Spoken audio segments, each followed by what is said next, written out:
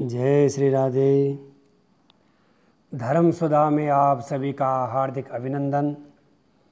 आप सभी के आरोग्यमय जीवन की मंगलमय कामना के साथ मैं आज आपके बीच में इस वीडियो में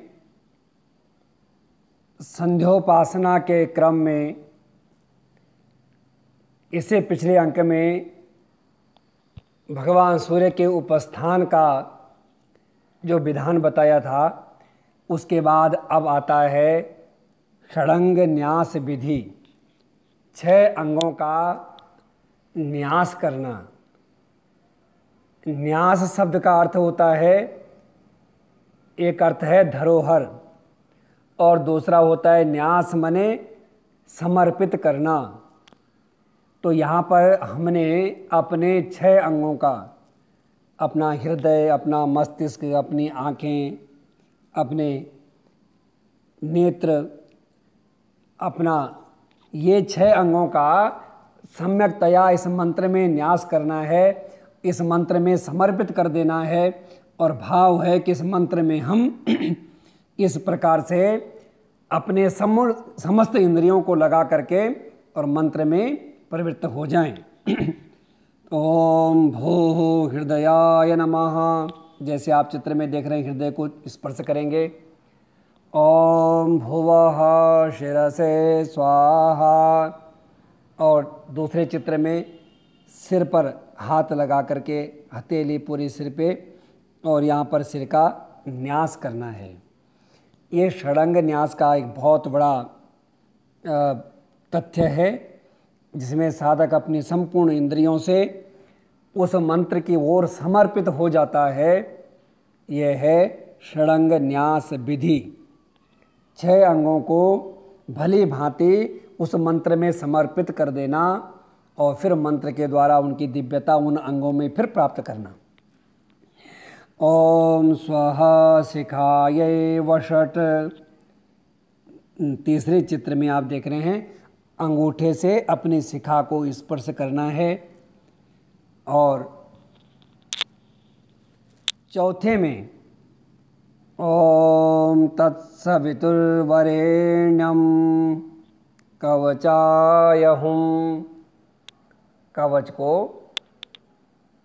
जिस प्रकार से चित्र नंबर 4 में आप देख रहे हैं, दोनों भुजाओं को ऐसा करके और कवच धारण करना है। इसका अभिप्राय है कि इस मंत्र में जो शब्द आए हैं, उस तेजोमय परमात्मा के उस दिव्य तेज से हमने कवच बना दिया, सुरक्षा कवच। और उस कवच के अंदर अब हमें उस मंत्र की दिव्यता प्राप्त होने वाली है। आगे है ओम भर्गो देवस्य धीमहि नेत्रत्रयाय वषट। हमने तीनों नेत्रों को, 2 नेत्र और मध्य में भ्रुकुटी का जो भाग है, उन तीनों नेत्रों को भगवान के उस दिव्य तेज में समर्पित कर दिया। और फिर भगवान का वो दिव्य तेज हमारे नेत्रों के द्वारा हमसे पूरी सृष्टि को, हमें संपूर्ण सृष्टि को प्रकाशित करता है यथार्थ के रूप में। इसके पीछे बहुत बड़ा वैज्ञानिक तथ्य है, बहुत दिव्य भाव है कि जिस तेजोमय परमात्मा ने संपूर्ण सृष्टि को धारण किया है, वो ही हमारे इन नेत्रों के द्वारा संपूर्ण सृष्टि का हमें दर्शन कराता है। तो हम संपूर्णतया इन इंद्रियों को परमात्मा के दर्शन में ही समर्पित करें। ऐसा सुंदर भाव करके नेत्रत्रयाय वषट। और फिर धियो यो नः प्रचोदयात्। अस्त्राय फट। इधर से दाहिनी तरफ से घुमा करके और 2 उंगलियों को हथेली पर, जैसे आपने चित्र में देखा।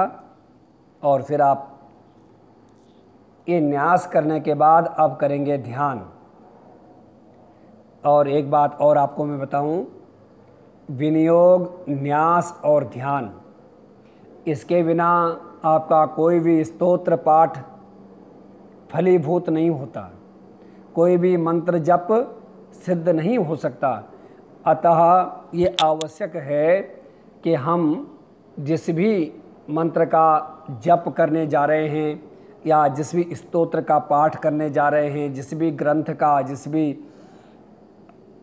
या दुर्गा सप्तशती का पाठ है, रुद्राष्टाध्यायी का पाठ है, किसी भी पुराण का पारायण है, उस पर आपको विनियोग, न्यास और ध्यान, इसका अवश्य ध्यान रखना है। तो अब यहाँ पर प्रातःकालीन ब्रह्म स्वरूपा गायत्री माता का ध्यान करते हैं। ओम बालां विद्यां तु गायत्रीं लोहितां चतुराननां रक्तां वरदयोपेता मक्षसूत्रकरां तथा कमण्डलुधरां देवीं हंसवाहन संस्थितां ब्रह्माणीं ब्रह्मदैवत्यां ब्रह्मलोकनिवासिनीं मन्त्रेणावाहये देवीं आयान्तीं सूर्यमंडलात्। भगवान सूर्यमंडल से दिव्य तेज प्रकाशमय स्वरूप में माँ ब्रह्म स्वरूपा गायत्री का ये ध्यान है।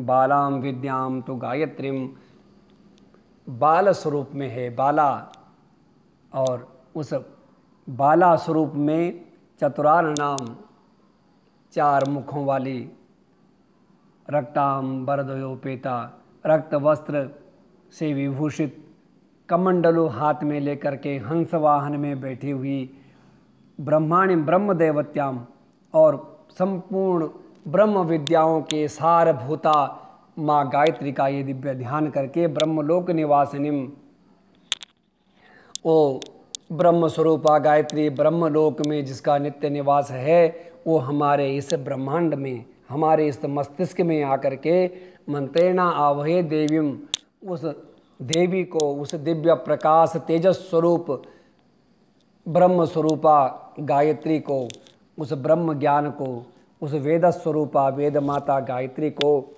हम सूर्यमंडल से आवाहन करके, ध्यान करके अपने हृदय में, अपने मस्तिष्क में, अपने नेत्रों में, समस्त अपने में उसका आवाहन ध्यान करके अपने में समाहित करते हैं।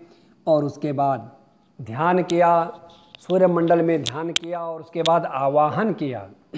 आवाहन कहते हैं बुलाना।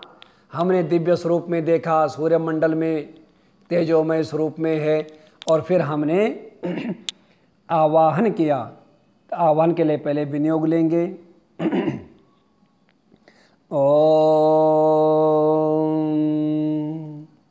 तेजोसीति धामनामासेत्यस्य च परमेष्ठी प्रजापतिर्ऋषिर्यजुस्तृष्णुवृष्णिहो छन्दसि आज्यं देवता गायत्र्यावाहने विनियोगः।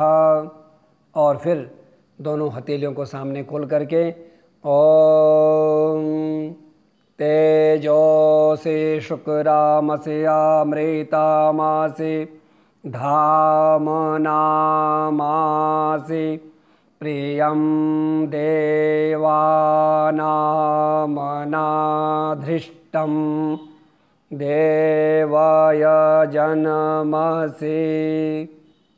यजुर्वेद का मंत्र है।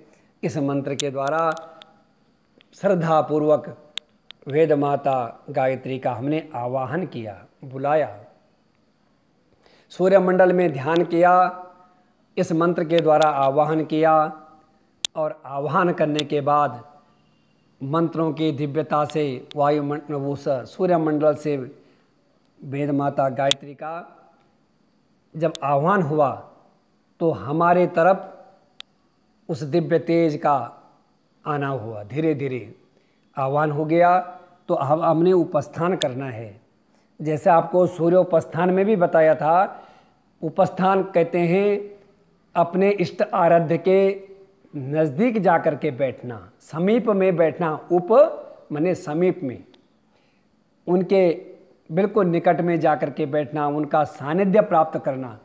तो इससे आगे फिर हम आवाहन करने के बाद उपस्थान करेंगे। और उपस्थान करके तब जा कर के हम अपने इष्ट आराध्य उस वेद स्वरूपा ब्रह्म स्वरूपा माँ गायत्री का जप करेंगे। जप से पहले शाप विमोचन का विधान है। मैं अगले वीडियो में आपको शाप विमोचन की विधि सहित उन मंत्रों को भी लेकर के आऊँगा। आइए अभी गायत्री माता का उपस्थान करते हैं। ओम गायत्रस्येति विवस्वानरसिः स्वरान् महापंक्तिश्छन्दः परमात्मा देवता गायत्र्युपस्थाने विनियोगः। विनियोग छोड़ करके अब आप दोनों हथेलियों को सामने करके और उपस्थान करेंगे माँ गायत्री का, और दिव्य भाव के साथ कि हमें माँ गायत्री का सानिध्य प्राप्त हो रहा है, निकट से निकट निकटतम स्थिति प्राप्त हो रही है, ऐसा भाव करते हुए इस मंत्र का पाठ करेंगे। ओम गायत्रस्यैकपदे द्विपदे त्रिपदे चतुष्पद्यपदासे नाहि पद्यसे नमस्ते तुरीयाय दरेशताय पदाय परो राजसे सावदो मा प्रापत। इस मंत्र का पाठ किया। बृहदारण्यक उपनिषद का ये मंत्र है और इसमें माँ गायत्री के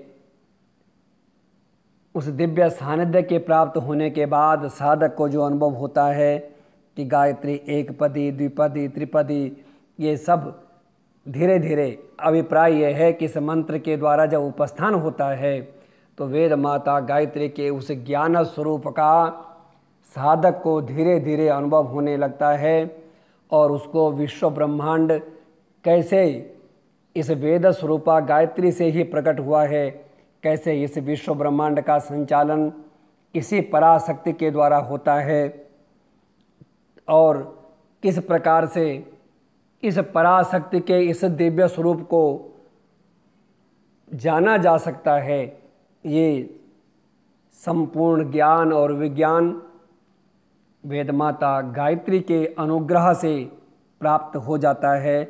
इसलिए श्रद्धापूर्वक सभी दुजातियों को नित्य निरंतर प्रातःकाल और सायंकाल वेदमाता गायत्री की इसी विधि से उपस्थान पूर्वक आवाहन ध्यान न्यास पूर्वक संध्योपासन विधि से उपासना करनी चाहिए। ये मानव जीवन का और दुजाति में जन्म होने का सबसे बड़ा फल है।